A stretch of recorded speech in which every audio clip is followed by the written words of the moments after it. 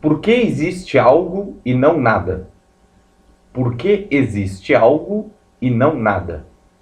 A grande questão da filosofia que eu escolhi para começar o vídeo. Se nada existisse, não existiriam leis. E se não existissem leis, tudo seria permitido. E se tudo fosse permitido, nada seria proibido. Então o nada, ele é autoproibitivo. Olha só que interessante. Então você tem um esqueminha. Por que existe algo e não nada? Porque se nada existisse, não existiriam leis. Se não existissem leis, tudo seria permitido. E se tudo fosse permitido, nada é proibido. Então o nada é autoproibitivo. Ele mesmo se proíbe. Bom, independente dessa questão, que não tem quase nada a ver com o assunto desse vídeo, os três tópicos do vídeo de hoje são: primeiro, a gente vai ver a relação existente entre norma e justiça, na visão de São Tomás de Aquino, Santo Agostinho e, claro, Hans Kelsen. No segundo tópico, a gente vai ver como que o Kelsen ele rejeita a ideia do Hegel de que a punição seria a negação da negação. O Kelsen não gostou desse trecho da filosofia do direito do Hegel, e ele tem um porquê, e eu vou explicar aqui. E o terceiro tópico de hoje vai ser a diferença existente entre direito objetivo e direito subjetivo. Eu vou abordar isso em algumas línguas, porque eu acho que fica bem interessante a gente ver como que alguns idiomas tratam o direito objetivo e o direito subjetivo. Espero que goste. A minha caneta preta eu deixei aberta aqui, ela ficou uns dias aberta, então não... Ela secou, eu não sabia que ela secava, então eu estou sem esse produto chinês vagabundo, mas de qualquer forma eu vou comprar outra depois. Hoje o que eu escrever aqui vai ficar em vermelho, mas também não tem tanta coisa para escrever, então não há motivos para preocupações. Então, eu vou retomar um pouco da segunda aula, quando a gente viu o exemplo do bando de salteadores.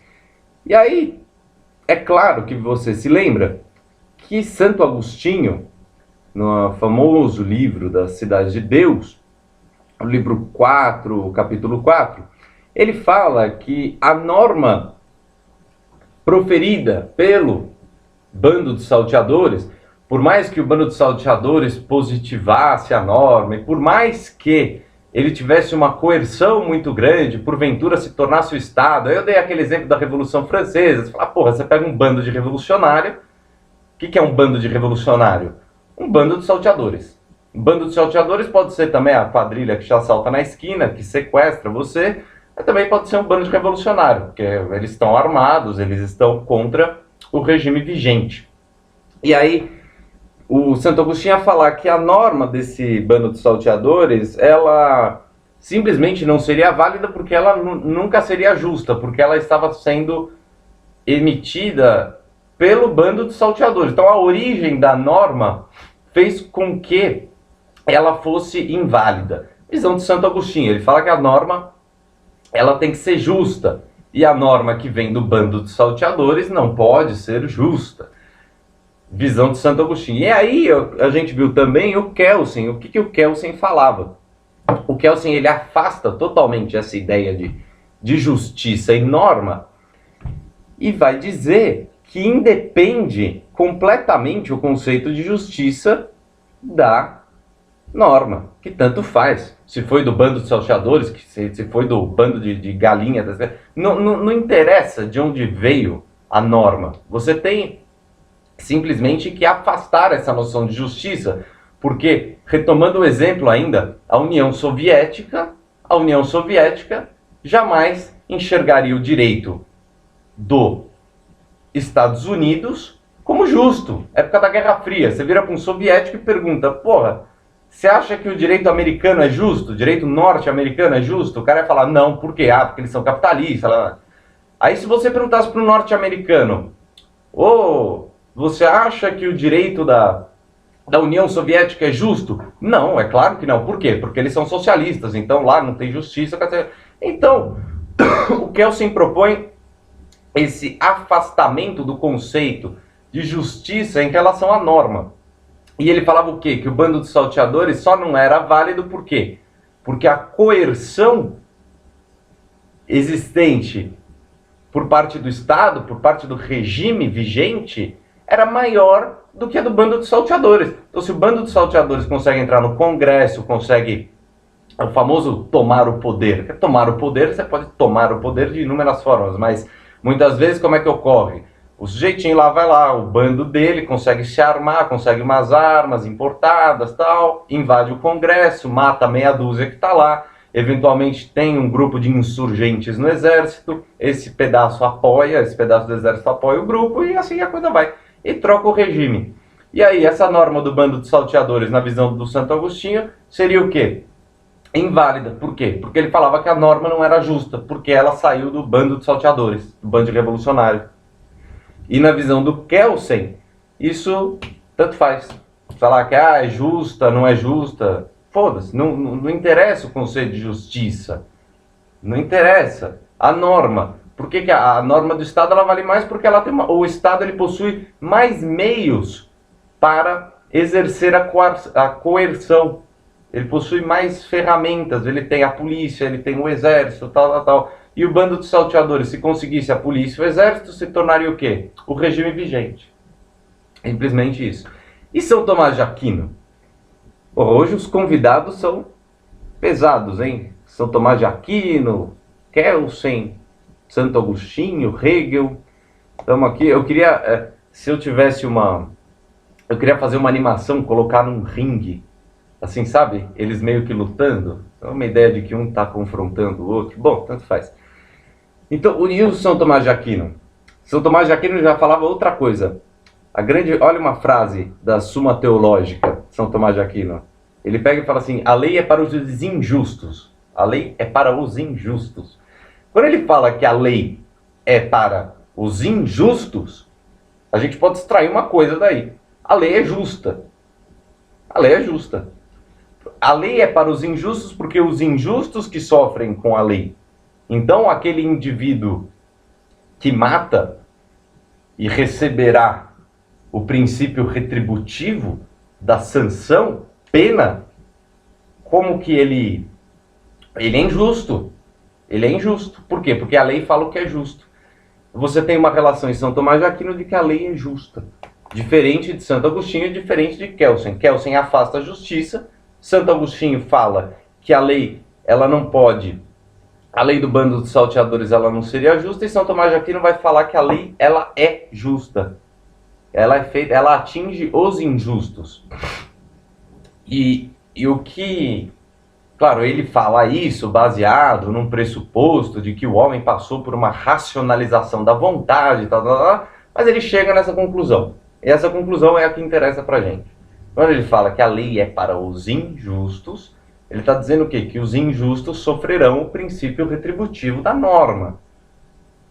Lembra? O dever ser dotado de um princípio retributivo, que por sua vez será exercido por um ato de coerção, tal. E esse ato de coerção do Estado, ele vai atingir quem? Os injustos. Visão de São Tomás de Aquino. Não é a minha opinião, é a dele. Então a lei atinge os injustos porque ela é justa. Ele tem uma relação existente. Agora, montando aqui um quadrinho, falando dos três... O que dá para perceber de uma forma geral? Que tanto Santo Agostinho quanto São Tomás de Aquino, os dois, eles relacionam a norma com justiça. Eles não conseguem afastar a noção de justiça da norma, do direito. E o Kelsen faz o quê? O Kelsen fala, não interessa a justiça para mim. O Kelsen, ele afasta esse valor aí ético, político, de justo, o que é... Não interessa, interessa é a norma lá, a norma tá lá, então, é justo ou não? Não sei, quem sou eu para definir o que é justo? Eu estou analisando a norma, cientista do direito, não sou filósofo, sou cientista do direito. Então, tanto o Santo Agostinho como o São Tomás de Aquino, os dois fizeram questão de atrelar de alguma maneira, de vincular de alguma forma a justiça com a norma. E o Kelsen vai fazer o que? Ele rejeita. É por isso que a gente pode falar que o Kelsen rejeita o Santo Agostinho e o São Tomás de Aquino em relação essa justiça enorme aí. Bom, espero que tenha ficado claro. Eu também falei, eu me lembro de ter colocado no quadro, que o Kelsen ele quer afastar essa espécie de valoração da norma. Agora, eu coloquei na lousa, em outro vídeo, que a norma ela servia como valoração das condutas. Valoração de conduta. Valoração de conduta. Agora, o que acontece? Quando ele fala que a norma serve para valoração de condutas, que por sua vez, essas normas formam o quê? Tipos. Tipos o quê? Ideais. Tipos ideais. É aquilo que você vai almejar. Estou mais próximo de um ou mais próximo de outro. Não preencho 100% de todos os requisitos, mas estou mais próximo de um, mais próximo de outro. Tipos maus e tipos bons. O mau é aquele que sofre a pena, é aquele que comete alguma coisa que está prevista em lei como crime. E os tipos bons são aqueles que o indivíduo simplesmente ele se comporta de tal maneira que ele não sofrerá nenhuma sanção por parte do Estado. Beleza. Agora, esses tipos ideais também são chamados do quê? De parâmetros. Parâmetros. E aí você tem, pronto, já está tudo bagunçado aqui, mas se você está anotando aí, também não tem muita coisa para anotar, tem 5 palavras, 6 palavras. Então esses parâmetros são criados, agora é importante entender que quando a gente fala aqui que o Kelsen fala que a norma serve como uma valoração de conduta, e essa valoração de conduta, por sua vez, cria tipos ideais, e esses tipos ideais, que por sua vez são parâmetros que serão observados pelos indivíduos de determinado estado, o que ele está dizendo? Ele não está dizendo que a norma ela tem um valor de que é bom ou que é ruim, mas ela cria um valor. Ela cria. Se ela é boa ou ruim, não interessa, mas ela cria o valor dentro da sociedade. Se você tem uma pena, por exemplo, o adultério que foi revogado aí em 2005, salvo engano, o adultério era visto até 2005 como crime. Beleza, Agora, e depois? O que é interessante aqui a gente notar? Justamente que você tem uma mudança de parâmetros. Mudou, o tipo bom agora pode cometer o adultério. Não tem problema. Na visão, claro, do Código Penal. Então, aí para falar em indenização de direito civil já são outros 500, mas no penal você tinha o adultério como crime, saiu. Então, o parâmetro não existe mais no âmbito do direito penal. Ele simplesmente, aqui quando fala norma, valoração de conduta, a gente está falando que o Kelsen, ele nada mais diz do que, o que o Estado disser, colocar na lei, o que tiver lá falar, comer frango da cadeia. Pena, comer frango. Pena de quanto? 10 a 20 anos. Regime fechado, pena privativa de liberdade, não pode comer frango, frango é sagrado. Comer frango, você tá ferrado. Tá bom.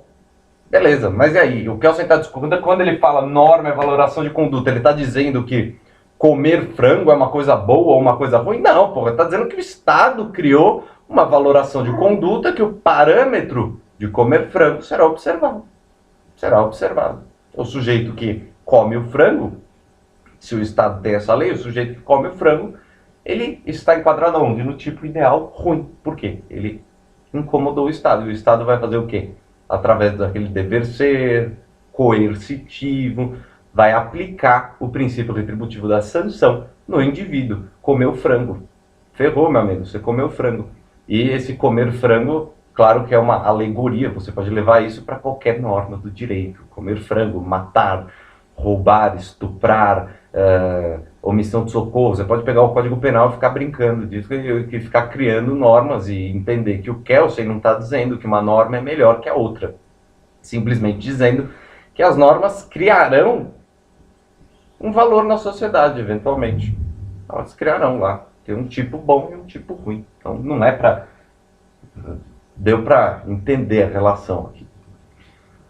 Acredito eu. Se ficou alguma dúvida, alguma coisa aí, posta um comentário, manda uma mensagem, manda qualquer coisa aí.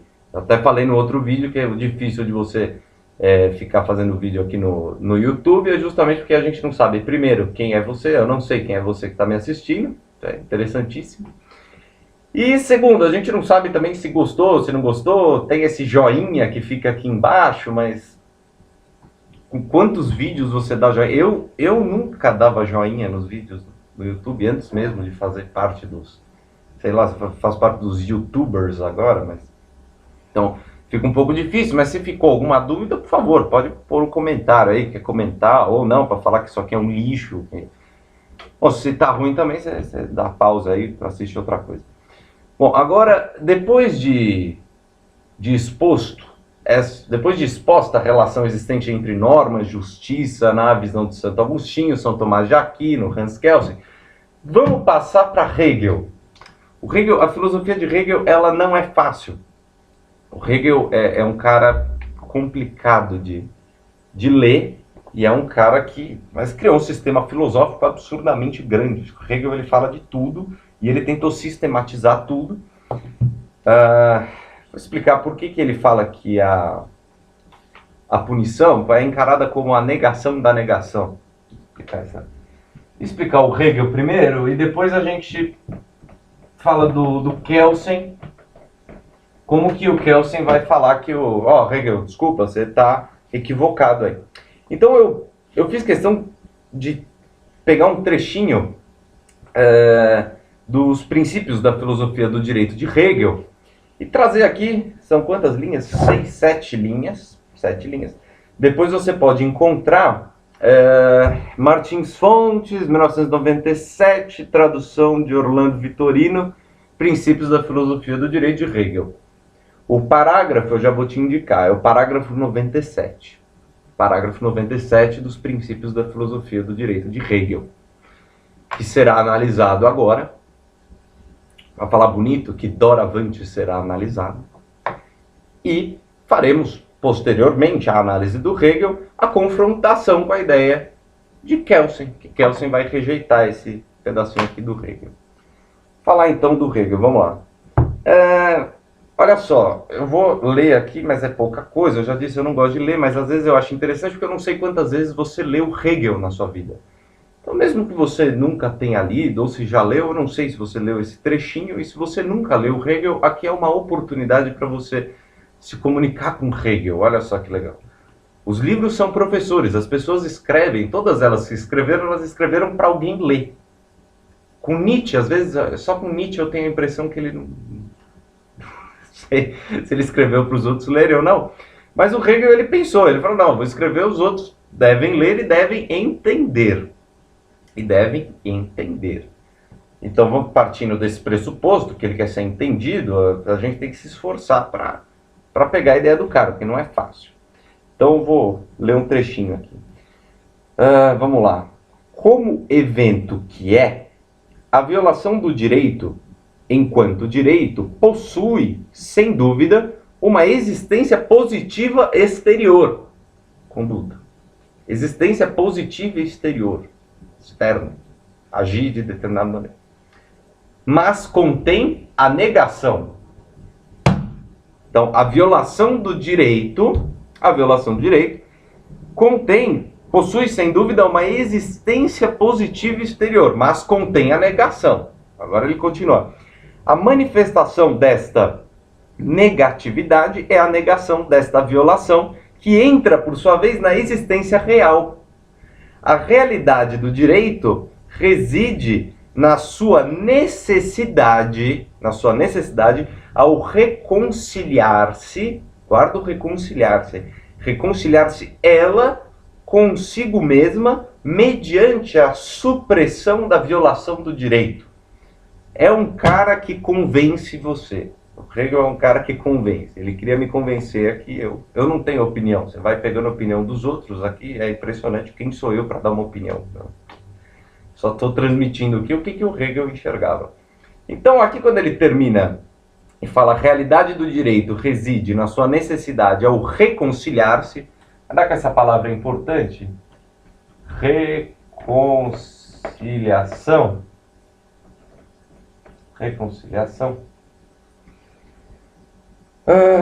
Reconciliação.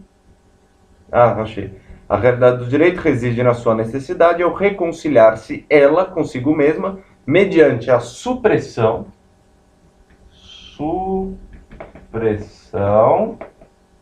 da violação.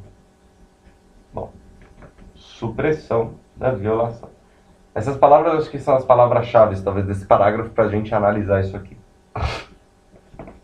Agora, o que acontece? Você tem, numa norma, o Estado ele manda você fazer determinada coisa ou deixar de fazer determinada coisa.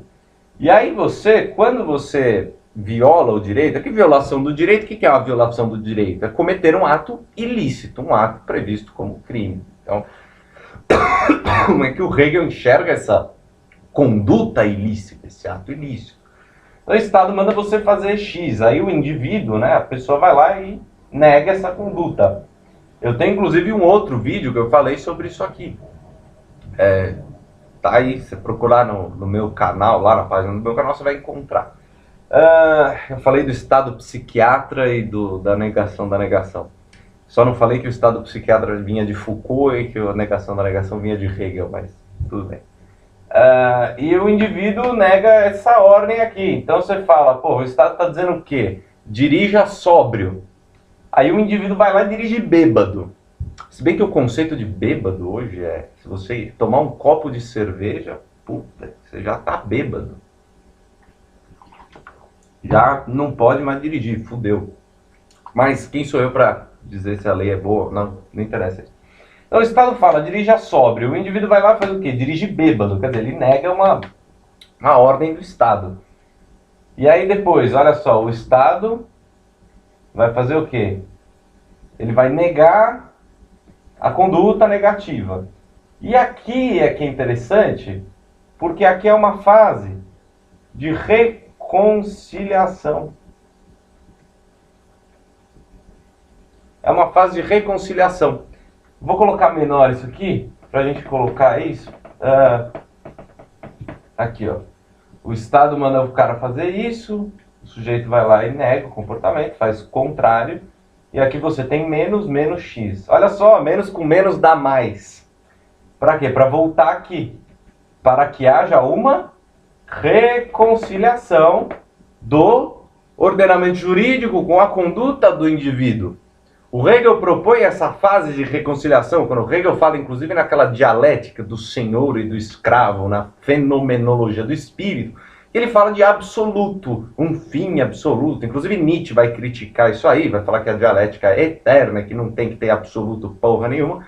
Mas Hegel fala em reconciliação do que? Da conduta do indivíduo com o ordenamento jurídico, com a ordem.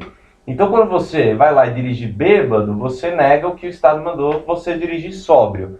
E aí depois o Estado ele nega. Você vai fazer o quê? Sei lá, você acha que dá cana agora passar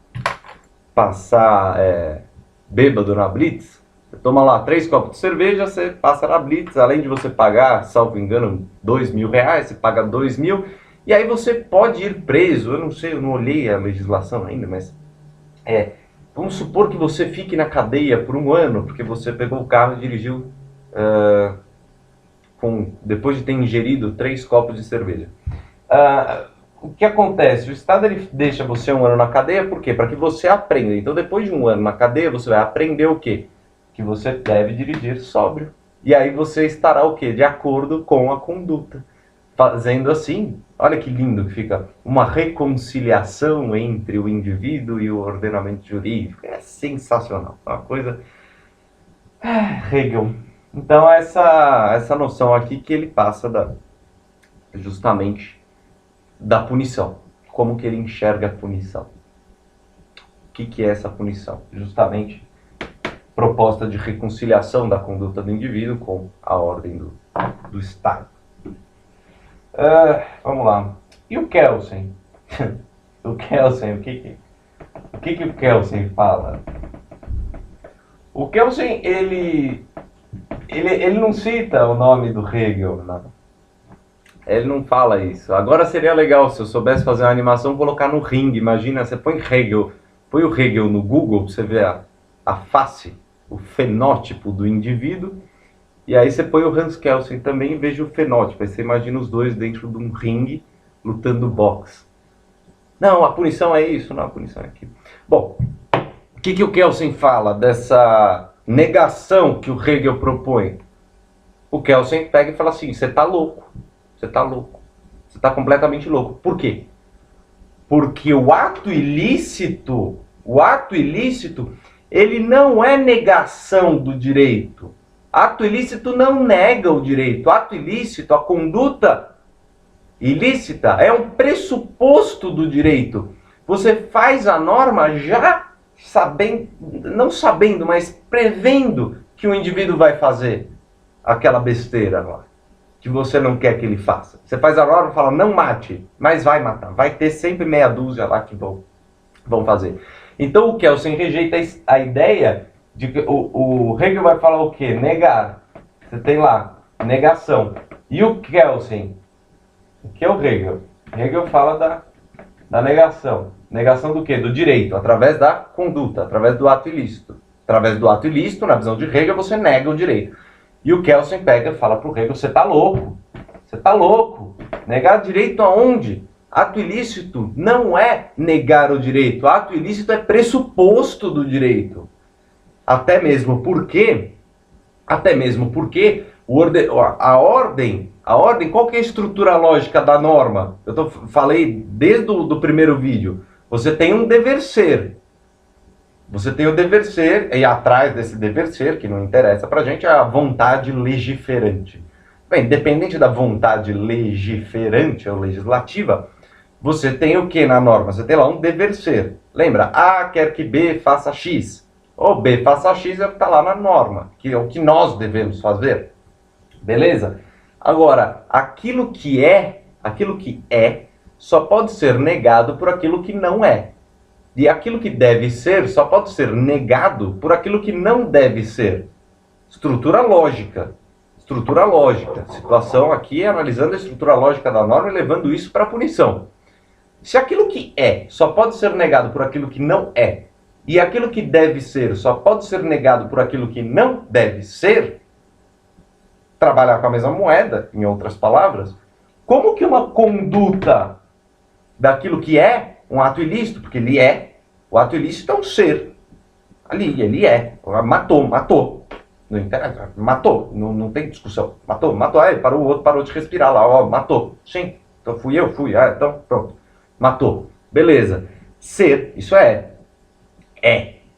isso é, o matar, já matou, é. Como que você poderia negar esse comportamento? Como é que você nega o ser? Através daquilo que não é. E o que não seria? O que não é, nesse caso? Não matar. Agora, se o cara matou, é. Se o cara não matou, não é. Isso sim é negável. Agora, o cara exercer, o agente, exercer uma conduta que está prevista como ato ilícito, você está falando o quê? Que esse cara, esse agente, o sujeito, o indivíduo, ele agiu de determinada maneira, e essa maneira que ele agiu era um pressuposto do ordenamento jurídico que levava a um princípio retributivo que será exercido por parte do Estado através da coerção. Agora, como que aquilo que é não nega aquilo que deve ser? Ou seja, a conduta, o ato ilícito não nega o dever ser da norma.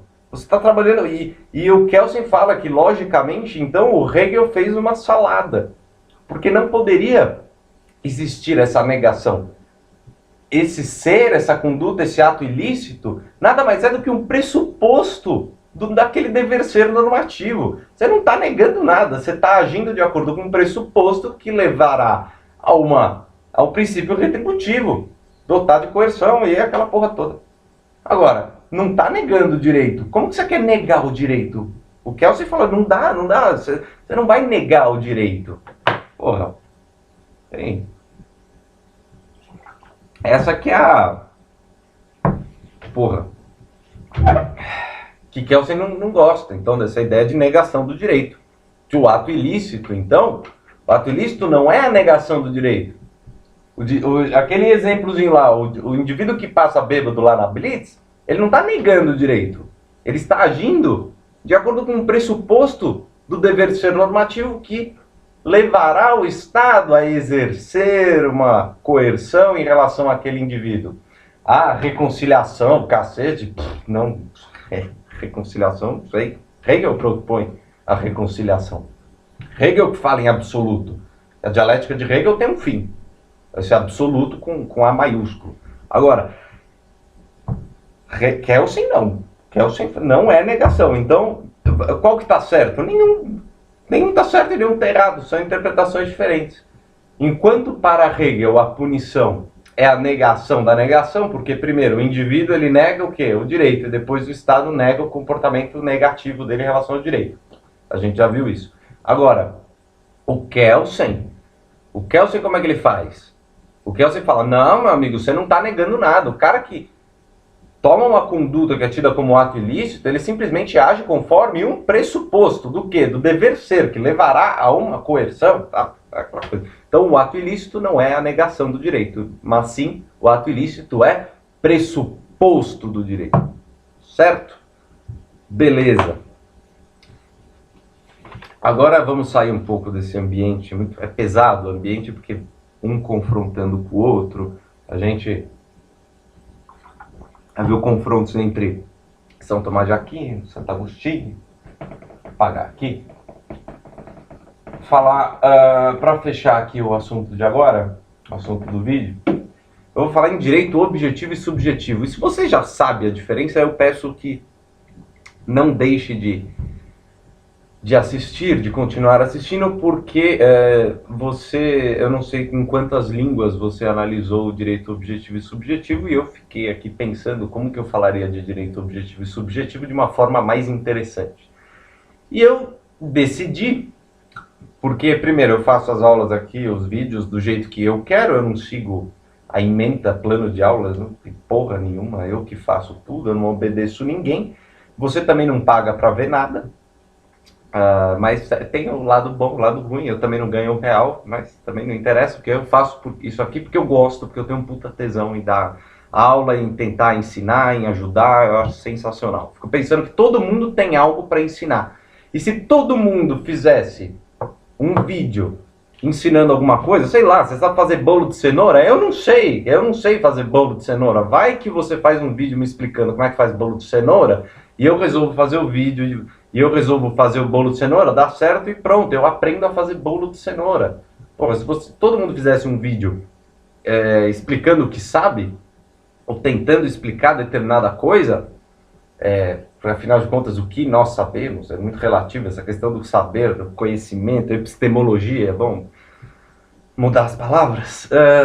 Se todo mundo fizesse um vídeo contando um pouquinho das coisas que sabe, porque todo mundo tem o que ensinar, eu brinco que sempre vai ter o carroceiro da rua, aqueles que carregam o papelão, eu tenho certeza que esse cara vai me ensinar qual empresa que coloca mais papelão, aonde que ele encontra, qual é o papelão, qual o tipo de empresa que fabrica um papelão que é mais denso, que ocupa menos espaço na carroça e que na hora que ele for pesar para vender, ele vai conseguir ganhar mais dinheiro carregando o mesmo tamanho, ocupando o mesmo espaço.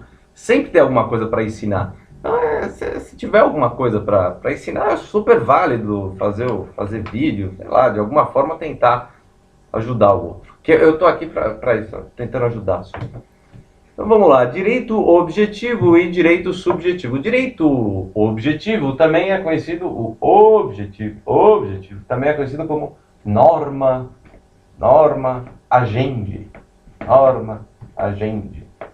E o subjetivo é conhecido como faculta agendi. Que dá uma ideia de facultativo. O direito objetivo, ele consiste naquele complexo de regras do ordenamento jurídico. Você tem o direito posto. Você fala, por exemplo, em português. Então, em português você fala, eu estudo direito. E ao mesmo tempo, você pode invocar o uso de determinado direito previsto no direito objetivo para o seu uso subjetivo. Quando você invoca o direito objetivo lá do ordenamento jurídico, tá lá que você tem direito a liberdade de expressão, manifestar religião, pronto, manifestação religiosa. Você pode? Pode. Culto, o que você quiser. Aqui no Brasil, se precisar parar a Avenida Paulista para passar 300 macumbeiros lá, porque o rito vai parar, vai. Vai parar. Talvez não a Paulista, mas se precisar vai parar, porque respeita, se quiser matar a galinha, é o culto dos caras lá, cada um tem seus problemas, suas crenças, e o Estado brasileiro respeita isso. Agora, a partir do momento que esse grupo mata a galinha, ele tem o direito de matar a galinha porque ele invoca a norma que diz que ele tem direito a manifestar o seu pensamento religioso, a sua crença religiosa. Percebe? Você tem no momento o indivíduo falando, eu vou matar a galinha, por quê? Porque eu tenho o direito de matar a galinha conforme o que está previsto no ordenamento jurídico. Conforme está previsto no ordenamento jurídico. Então você tem essa relação. Primeiro, como o direito subjetivo, ele consiste no ato justamente de você chamar o direito objetivo. Você fala, vem aqui para mim agora, porque eu estou precisando, chega mais. Agora, pode ser que você não acredite em nada, então também você não vai usar esse direito.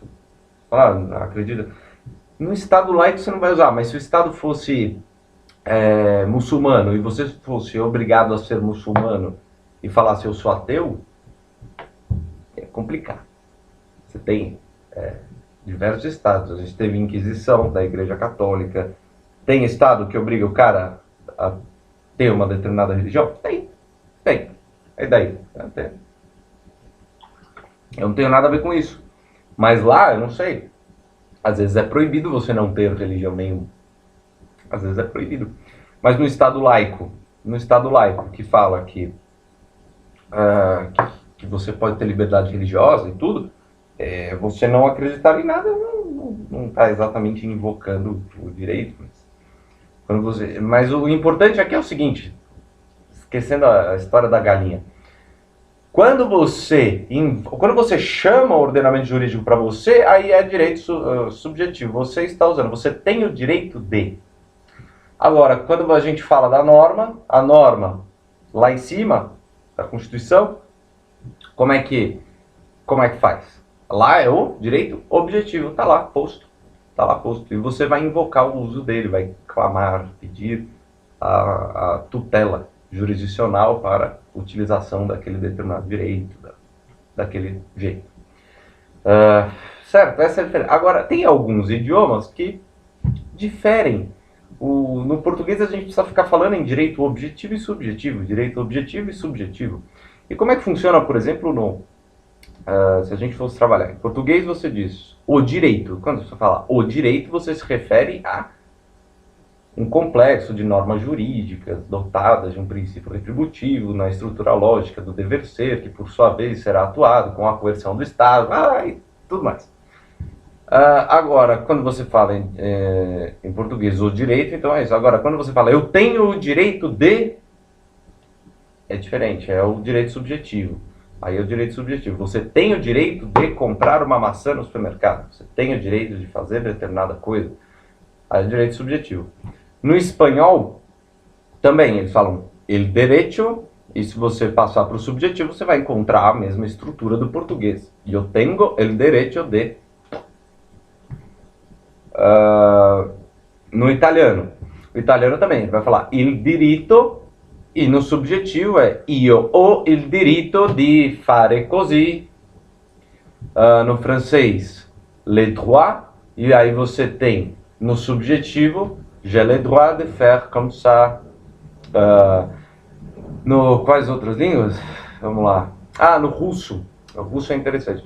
O russo não tem artigo, mas direito, prava.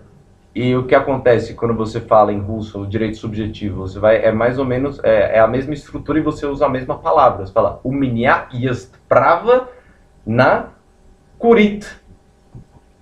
Olha que lindo. E no alemão? No alemão você tem das Recht, que é o direito. Peço perdão aqui pela pronúncia do alemão, minha pronúncia no alemão é um lixo completo, mas é importante que você tem lá das Recht, e aqui você tem ich habe das Recht. Ich habe das Recht. Só que o grande detalhe do alemão é que ele, quando fala em subjetivo, o alemão aqui ele fala em subjetivo, ele admite uma outra possibilidade para esse subjetivo. Eu vou apagar aqui, vou escrever. Ele admite uma outra possibilidade do subjetivo. Olha só, vamos comparar o russo com o alemão para ficar bacana, sensacional. Você tem aqui no russo prava, e aí você fala u меня есть prava. Меня есть prava. Do mesmo jeito. Agora, no alemão, você tem aqui das Recht. E quando você vai falar que você tem o direito, ich habe das Recht. Quer dizer, você segue aqui um padrão, um modelo. Você tem o direito aqui, esse direito aqui, tanto prava como o Recht, é o quê? É aquele complexo de normas. E aqui também, você tem o direito, ich habe das Recht. Agora, o alemão admite uma outra palavra. Quando você vai falar em subjetivo, olha só que bacana. Berechtigung. Que, de certa forma, encontrei algumas traduções disso aqui como privilégio, competência ou autoridade. Mas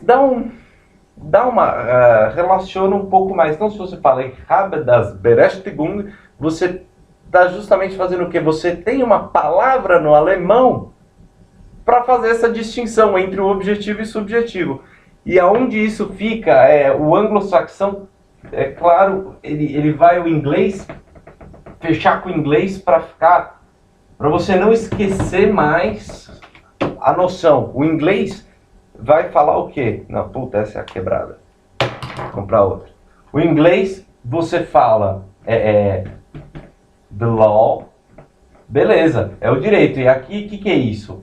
Isso aqui você estuda law. I am studying law, beleza? Agora, quando você invoca esse ordenamento jurídico, quando você invoca o uso daquela norma posta, você tem lá, I have the right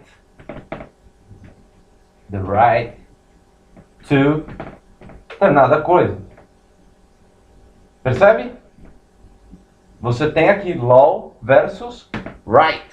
Quando você fala right, você está falando o quê? Você está falando em direito subjetivo. E olha que é sensacional isso aqui. Eles têm uma outra palavra para direito subjetivo. Eles não precisam ficar falando direito objetivo ou direito subjetivo. É a palavra. A palavra por si só ela basta.